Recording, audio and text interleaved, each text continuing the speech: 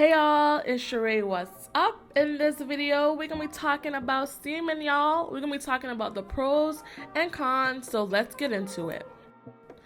Of course, we have to begin the conversation by talking about the differences between steaming and using a hooded dryer. I know a hooded dryer is something that's talked about a lot in the natural hair community. It's something that we are most familiar with. We probably grew up using a hooded dryer, being in the salon for hours under a hooded dryer. But the difference between steaming and using a hooded dryer is really the difference in heat between moist heat and dry heat. Moist heat lifts the hair cuticle and is better at penetrating the hair shaft. Moist heat amplifies the effectiveness of moisturizing deep conditioners. And if you go into protein treatments and all of that, that's a whole different story. But when it comes to using a moisturizing deep conditioner, this is the way to go. Steam is the way to go. Moist heat transforms dry, breakage-prone hair and promotes hair growth because steam actually gets the blood circulation in the scalp going. Therefore, doing what? Making the hair grow to booty crack length. Now let's talk about the benefits of steaming and the improvements that I have seen in my natural hair. Well, one, I have softer hair. My hair has a softness that I've never experienced before in my 10 years being natural. My hair is silkier, is smoother. I just don't know whose head of hair it is. It's actually quite insane how smooth and silky my hair is. My hair has a shine and a luster. I be popping, y'all. I be popping. And overall, my hair is healthier. Y'all have commented, for those of you who have been on my journey for a while, you've seen how healthy and beautiful my hair has become. But of course, like all things in life, there are some cons. I can't do a video talking about all the pros. I also gotta keep it real. That's why y'all come on my channel, right? Because I keep it real. So let's talk about some of the downsides and the cons of steaming, because there are a few. One of the major cons of steaming is that it requires a steamer, a special tool, a separate tool. When we use a hooded dryer, we can use a hooded dryer to deep condition, but also to style our hair. But all a steamer can do is steam. It can only deep condition. It doesn't have multi-uses. And for some, that is a downside. And I must admit, having a steamer can be inconvenient sometimes. A steamer doesn't fit neatly into a corner like a hooded dryer does. It doesn't really collapse into something that's nice and easy to put away. Also, because a lot of steamers are tabletop, you have to make sure you find the right table to chair ratio to make sure you can get your head under the dome. So that's also super annoying and inconvenient. Now, this is not something I struggle with because I have naturally dry hair, but for some people, steaming can over moisturize your hair and get you to a place where you have high growth fatigue or you have a loss in the protein moisture balance in your hair. So you just gotta be careful. So if you're gonna use a steamer, for some of us, we can't use a steamer once a week. Some of us can only use a steamer once a month. But again, that is not my ministry. That's not my story because my hair is dry.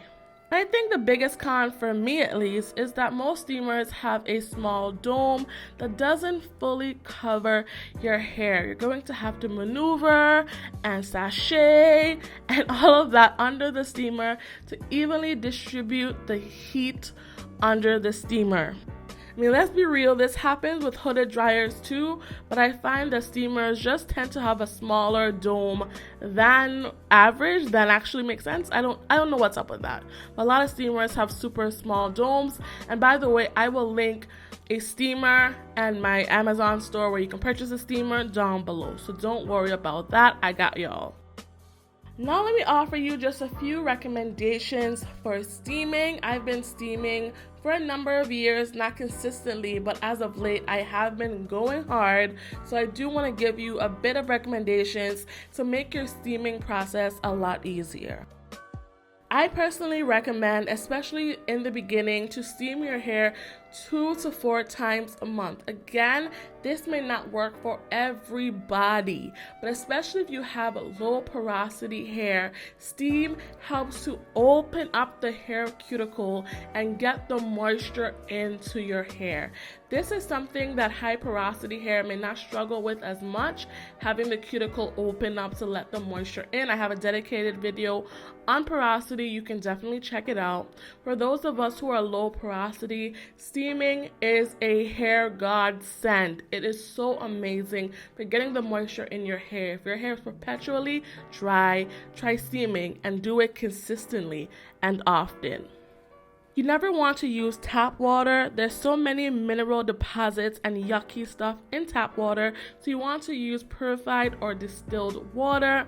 This is not only better for your natural hair, but also is better for the machine. You will have your steamer for a lot longer if you use a purified or distilled water. I've had my steamer for a number of years. I think I'm on 5 or 6 now, and it is still kicking. And my most important tip is to never steam your hair with a plastic cap. There's been a lot of misinformation that says you need to use a plastic cap. That is false. The point of steaming is for that pure water to get into your hair strands, get up in there, make it soft, make it juicy. If you wear a plastic cap, you are literally blocking your blessings, honey.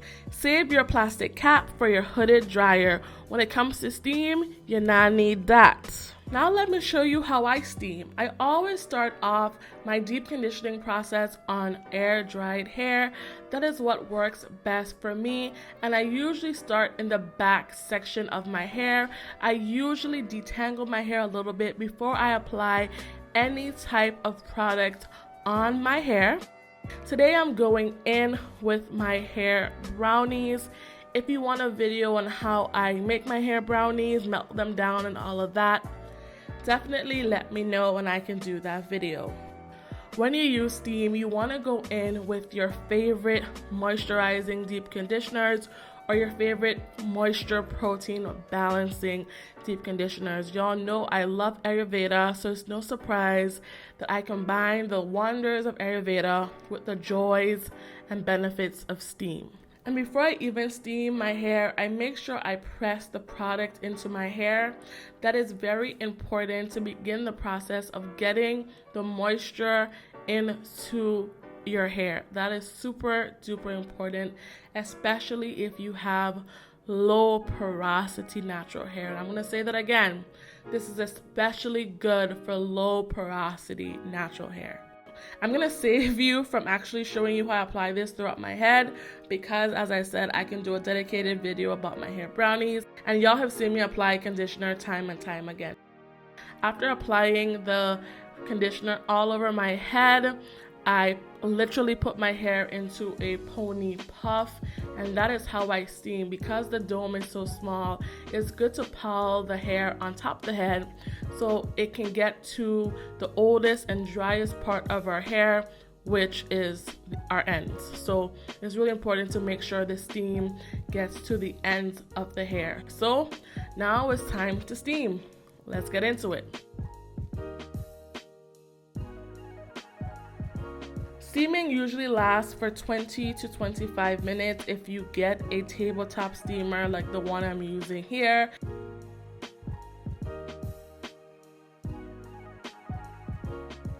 It goes so fast. I spend my time texting. I'm sure I was texting Tresses of Alexis and talking some mess.